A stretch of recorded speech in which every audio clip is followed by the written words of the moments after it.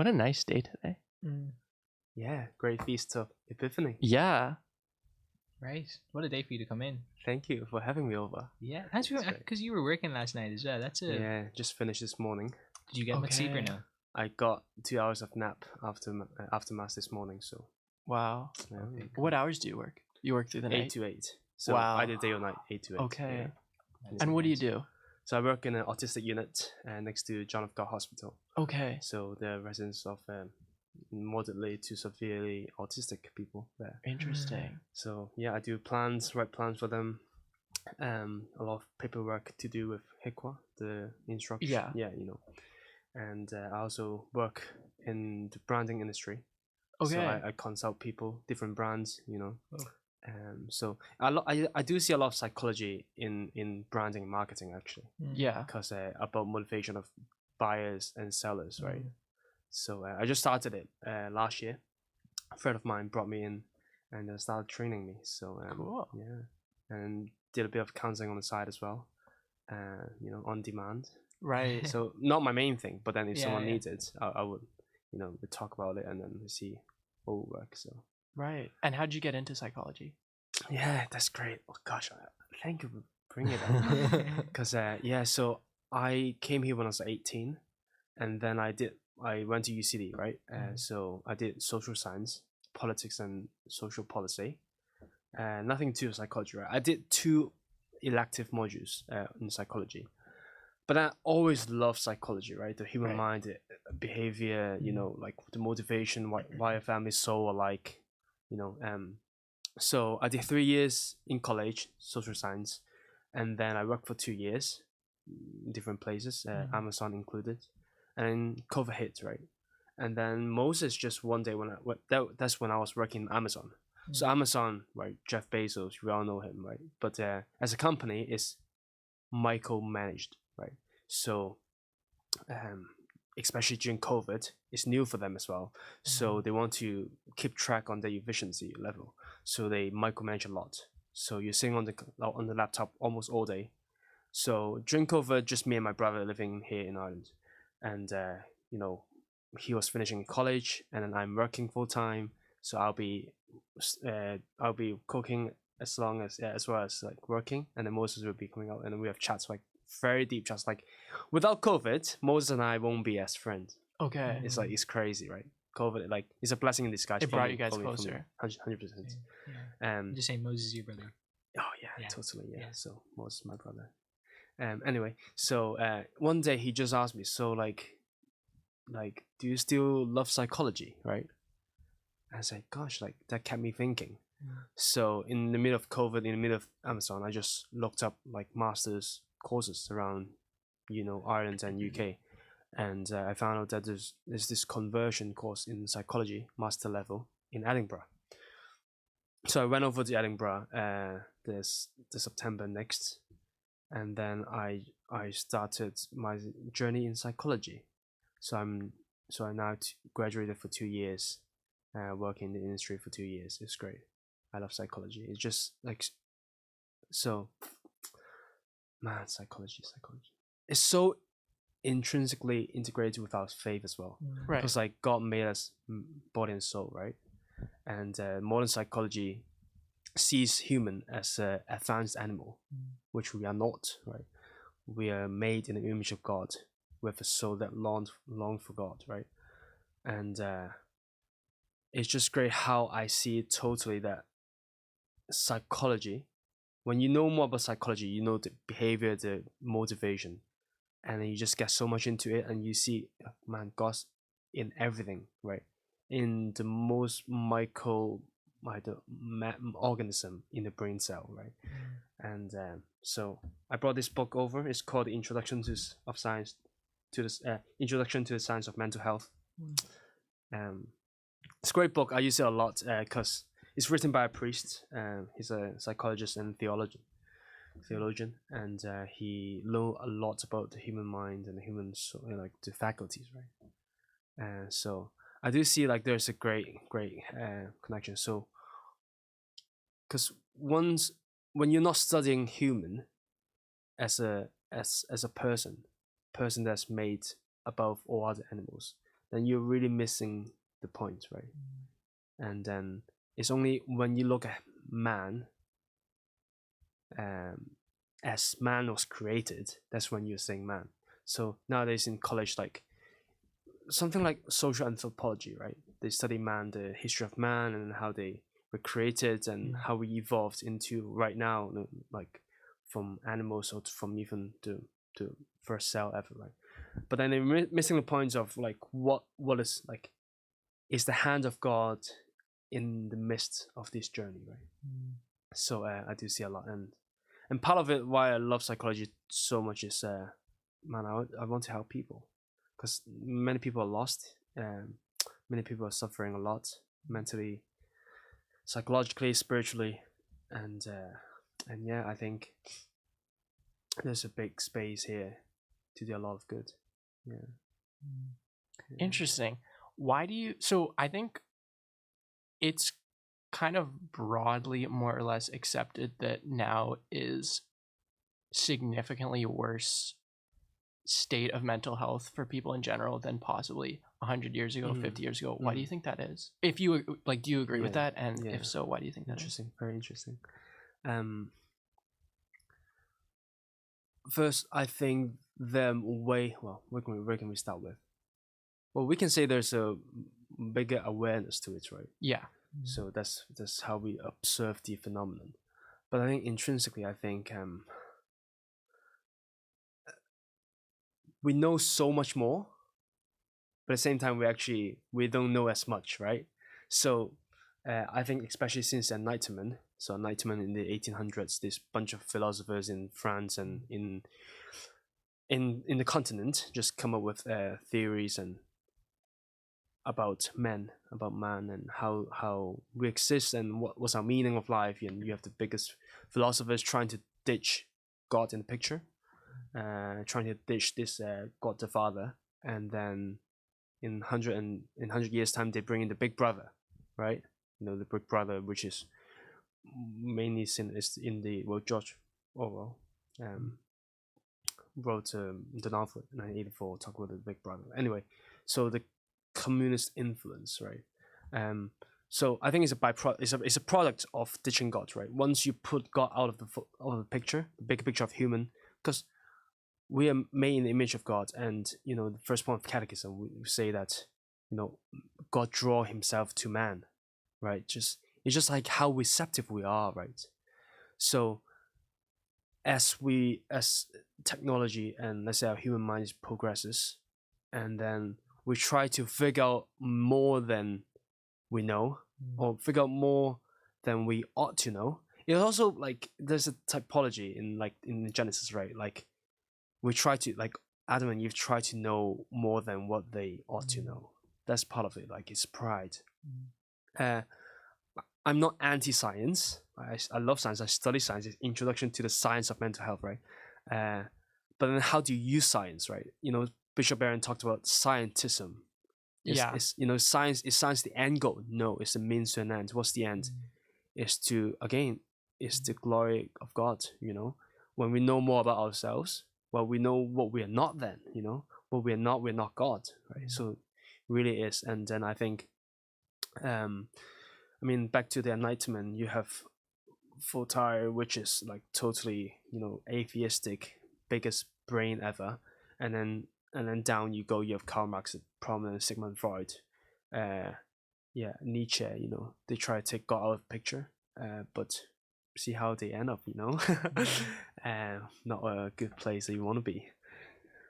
So back to your question, like why is there such a kind of a, let's say, crisis of mental health? I think people lost God, and Nietzsche declared, right, we have killed God, right? God is dead, actually. God is dead. But the next sentence is like, we have killed him, right? And then what's the consequence? Like, he is a prophet, right? Do I like Nietzsche? I like how he's so honest to himself, right? He's honest. He's an honest man, and he lives in this nihilistic world of his own. And he just deteriorates, right? He just crumbled to death, essentially, at the end. So he said, there's two consequences when you ditch God, right, in the world, and he prophesies it. First is that you have no meaning. or you nihilism. You have nihilistic worldview of nothingness, right? You just crumble. And second prophecy is of this ditching the God the Father. You have a bigger brother. You find some sort of substitution, right? Yeah. Yeah. I mean, was it even 6 years ago in Ireland? I don't know if you guys aware that there's a alongside the Eighth Amendment. I think afterwards we have this referendum of the blasphemy yeah. law, wasn't it? Yeah. So they pull out. So you can offend. It's no longer a criminal offense to be blasphemous. So yeah, we're losing God in the picture, and man, if He's the creator of the universe and you don't want to have a relationship with Him, you're losing big time. Yeah. So yeah, part of my role. I mean, obviously, I don't bring God into my work. Well, at the same time, I bring it all the time, right? I don't bring it up explicitly to my clients, right? But then at the same time, again, like everyone has this like whole God-shaped hole in our hearts, and then we just like Saint Augustine, man. I mean, yeah.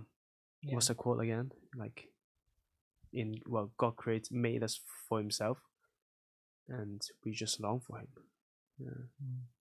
Yeah, I really like what you said about we live in a godless society, Yeah. because that is so true, and you can see it because not in the sense that like people say that we live in a godless society, but because of the fact that there are so many substitutions for God and so many things in place instead of God. Yeah. And then when you look at science, like everything that we know, like if we take the human person or the human, even like our physical body, everything we know about our physical body, like we know it.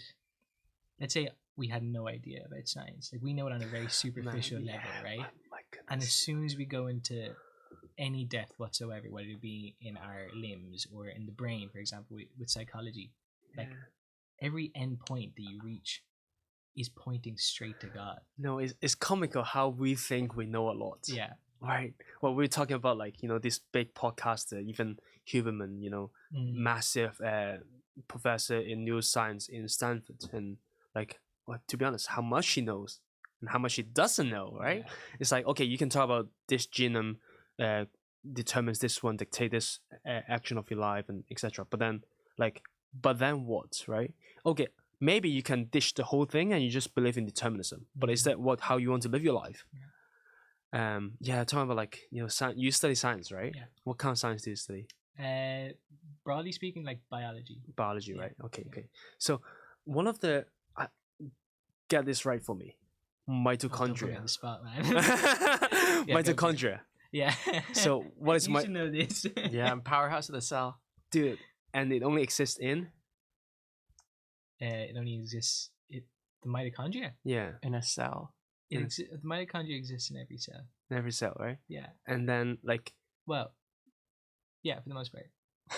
For the most part, or all of them? Where are you going with this? no, okay, maybe I got this wrong. So what's the cell that only exists in mother, from the mother? Oh yeah, sorry. Isn't it? Mitochondria. You only inherit the mitochondria from your mother. Yes. It's great. Yeah. Man, the feminine genius, man. This one, okay, thanks. You're okay.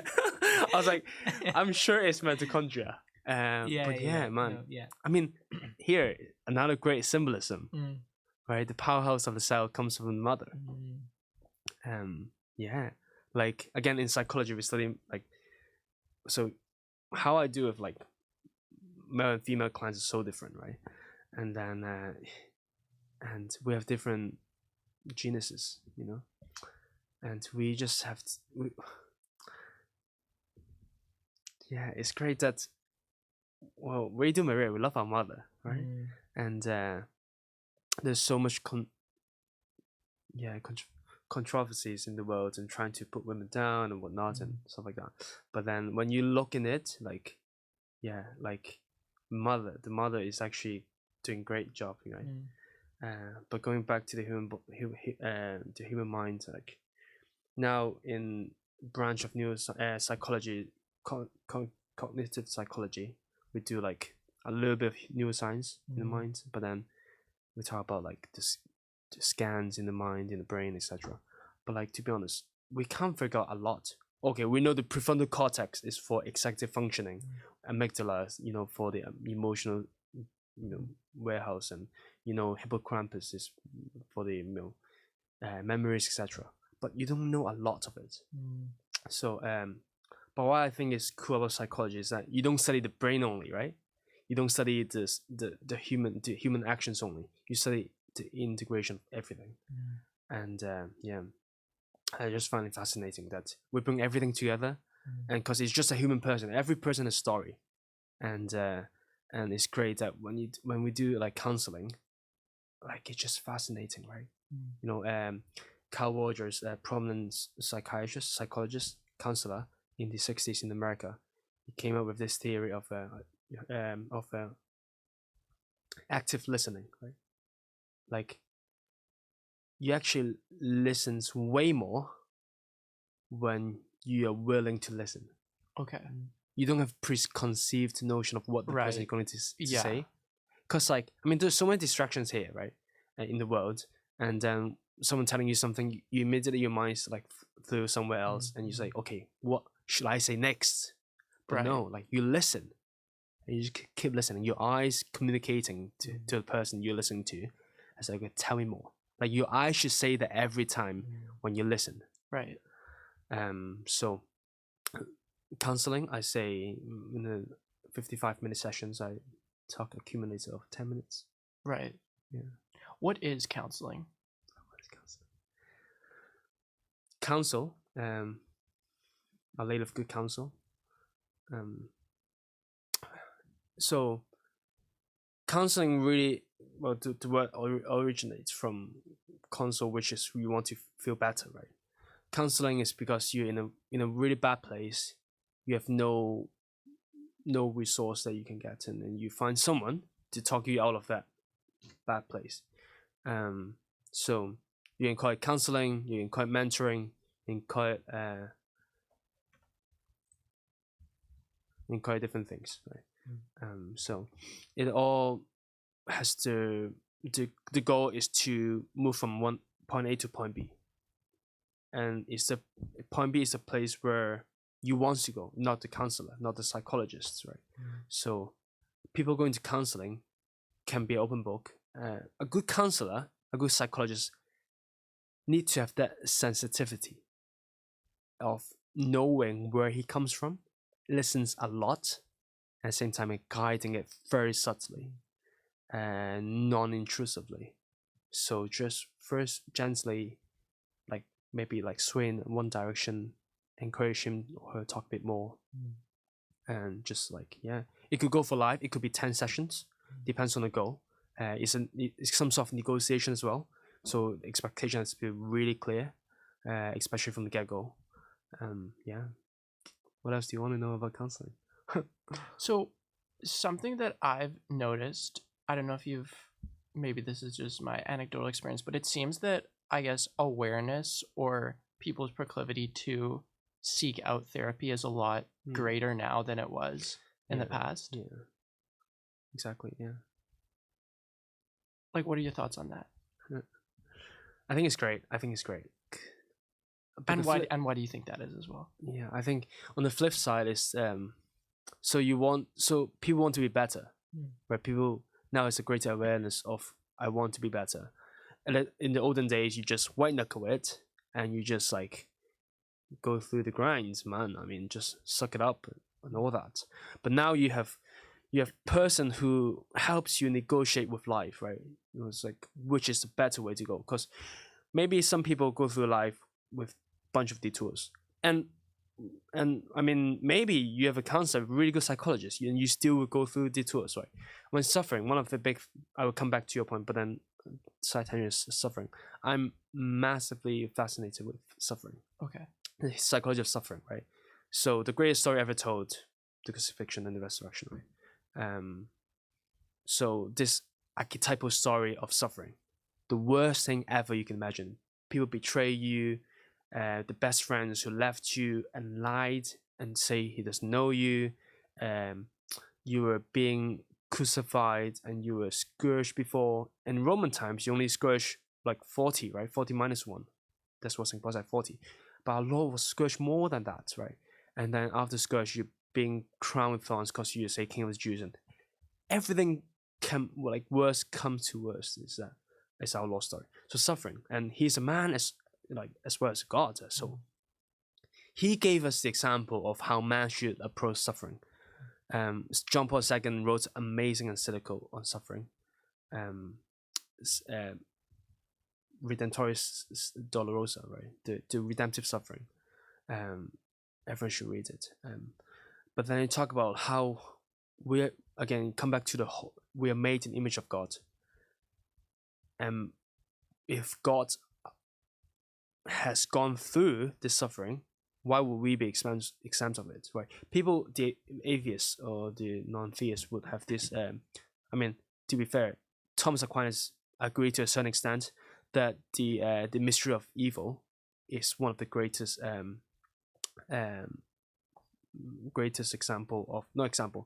the greatest argument for the non-existence of God, right? Is one of the greatest, because Thomas Aquinas in his Summa Theologia could only give two counter arguments on that. But yeah, I mean, suffering is hard. 26 years of life, 20 years, 24, 5. We only like quarter century more or less, but then we suffer so much already, right? And our parents, our grandparents, right? But then you can see people who gone through the suffering and came out way better. Right. At the same time, you can see someone with PTSD and never recovered. Yeah. So what's the difference here? The mentality has a lot to do with it. So psychology has a lot to do with it, right? Go back to counseling. So again, the eagerness to live.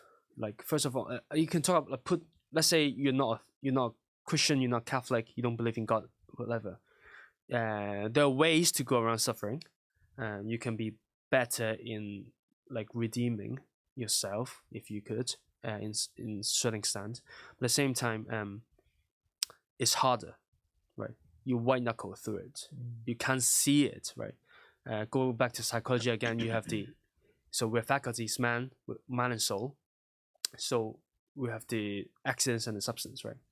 So we have the accidents is one of the operative faculties of intellect, will, and passion, emotion. People I work with in the autistic unit, they have a lesser extent of the intellect and the will.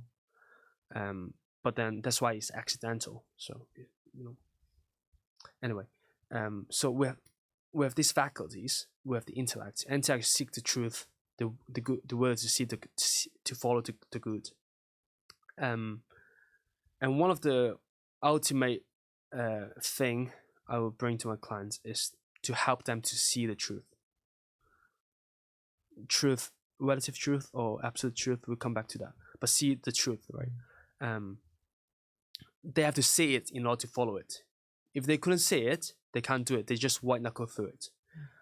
So a lot of it is just to slowly discover it. Again, going back to counseling, right? Point A to point B. So again, let's say you're undergoing this massive suffering. You divorced, you lost a job, your kids went away, not acknowledging you as a father, right? Just terrible thing.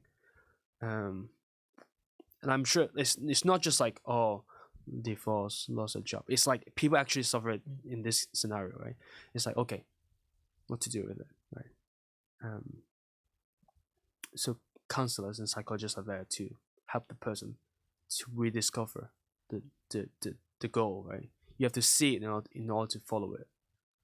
So yeah, a lot of it will be around point A to point B, and then using all the tools the psychologists have and the person have, or experience everything together, about the mind, the biology, the everything, like the motivation, everything you put into the 15 minutes session, and then you try to do as much as you could. Yeah. I'm sure this is different from patient to patient or from person to person that you work with. Yeah.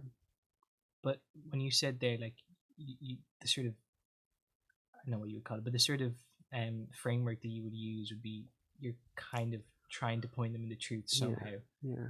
How kind of hard is that for you to do? Because when you're talking to someone that isn't Christian or isn't necessarily faithful at all, how hard is it to do, but also what's your approach to it? You briefly mentioned it there, but could you expand on it a bit? So absolutely, man. Thanks for the question. It's great.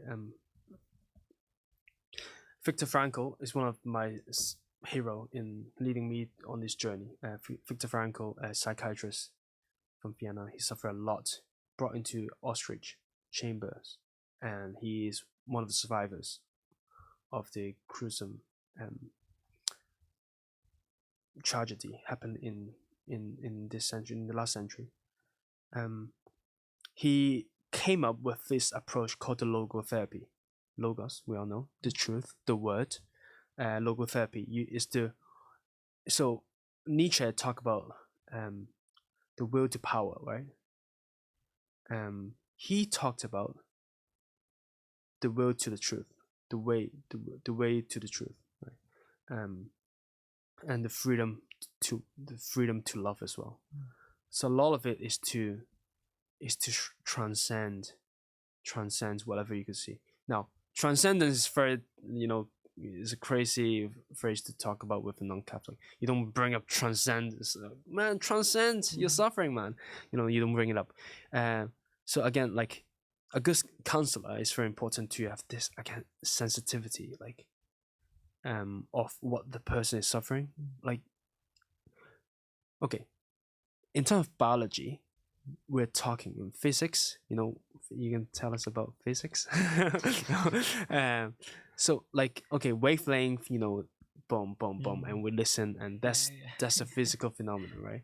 But then there's way more going on in this room than, let's say, I don't even know those like technical terms, like what those words. The words, the wavelength and whatnot. Anyway, ditch it. There's way more going on here in this room than the words and the sounds and the background and the objects, right? So the counselor have to be really sensitive in reading the room, reading the person, where they come from, and map it out in the head, at the same time listening and try to guide everything going to it, and try to see where that person come from. You have to, well, in the first, let's say, 2 months, you have to ask a lot. Keep the person talk a lot, ask. And then you try to map it out in your head, and then you try to see where they come from and where they want to go. Which way is the best way to go? Because some people can't go from A to B in a straight line. They have to go to some places where that person not willing to go to. Because a lot of wounds, man. I mean, this world is just full of wounds since the first fall, and there are places that we don't want to go back.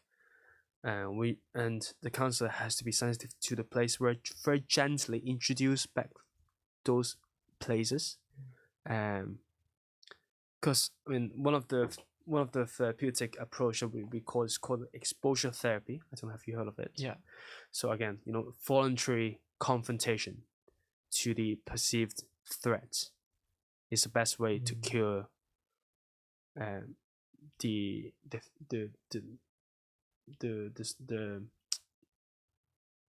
suffering. Person with claustrophobia, in a room, in a really tight space. First thing, you don't ask him or her to go to the room immediately. You ask him to imagine it. How long can you imagine it? Can you close your eyes and think of the room? No, 2 seconds, half a second maybe. Start from there. So a lot of it depends on the pace of that person, like how fast and how slow could that person work with as well. So again, in college we learn a lot about CBT, BT, different things. You can you have the existential therapy. You have Yalom is a big name of it, and it's great. Like as a psychologist, you have to get all these tools. Like you have a great arsenal. So not the team. To ready for a client, man. Because again, everyone is so unique and have their own story, and there's no one thing fix all kind of a solution. So that person have to read it very well. And I can put a plug on, in our faith right now, and because, our Lord gave us a soul, and we believe in the community of saints, right? We believe in the spiritual reality. And that's where you can invoke a lot of your guardian angel and the person's guardian angel. Say, man, bro, like help me out here. Like I have no idea what this person is going through. And then it's the docility. Like the Holy Spirit is everywhere, right? It's just like it's very gentle.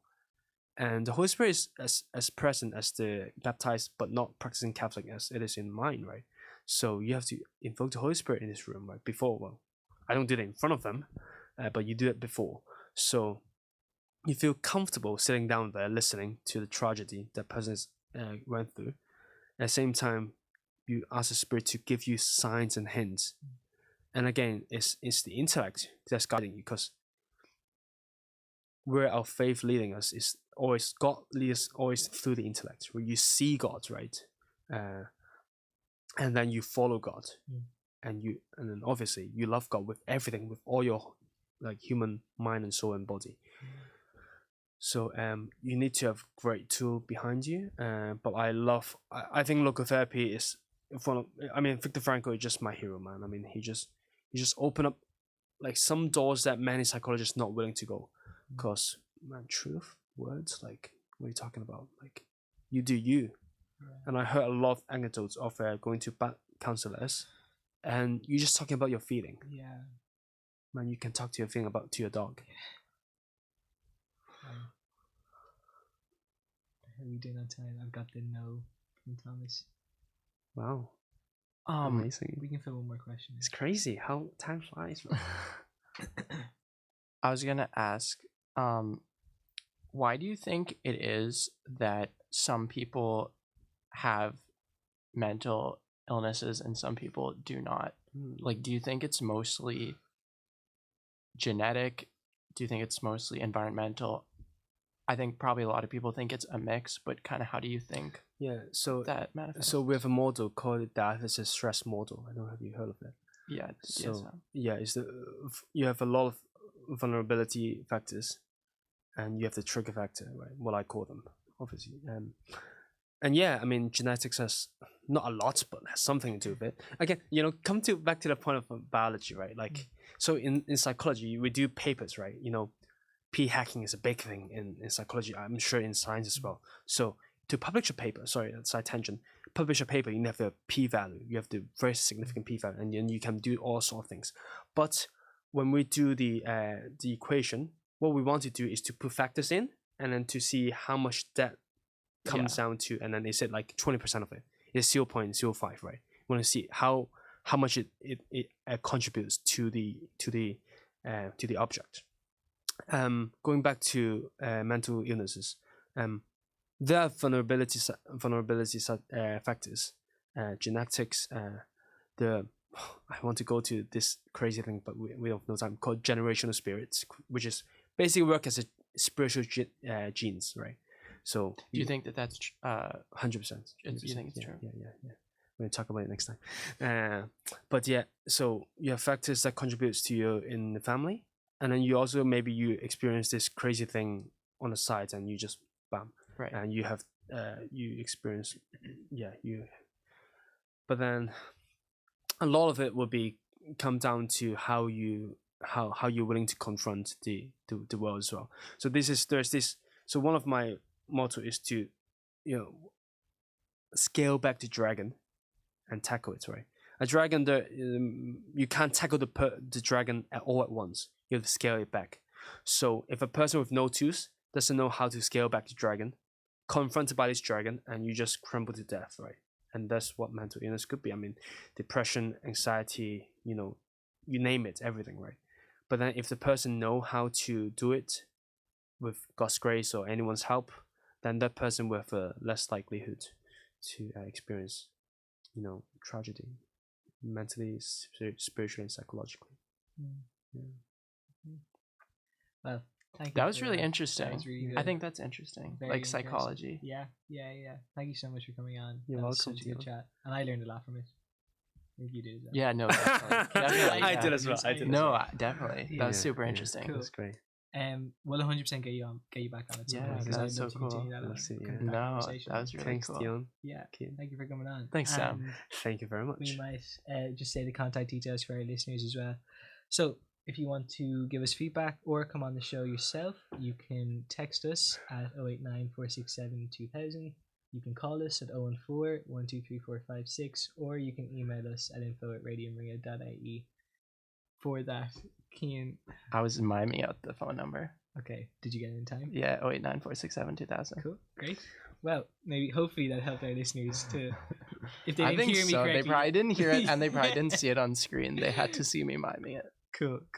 Well, until next week, until next Saturday, 6 p.m. Take care. And 2 God p.m. bless.